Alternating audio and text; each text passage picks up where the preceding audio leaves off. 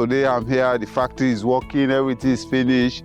I really appreciate what Bluesun is doing. Bluesun and partners since 2021, and we are still cooperating with maintenance support. We have all the full support from Bluesun engineering team in terms of design, in terms of maintenance, and any other aspect in terms of solar system.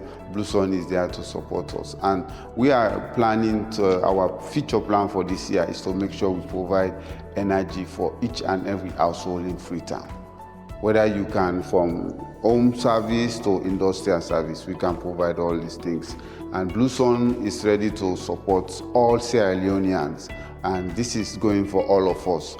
The best energy and reliable, uninterrupted power. I'm here at Bluesun to do inspection of batteries which are on test. These are some of the batteries on test, which are almost about to finish the testing and proceed with shipping for our clients that are waiting. I know it has been a while, but this is the process. These are some of the processes that are involved in this. We make sure every battery, every cells, everything is being tested in the factory here before we ship, so we cannot have any issue with the system.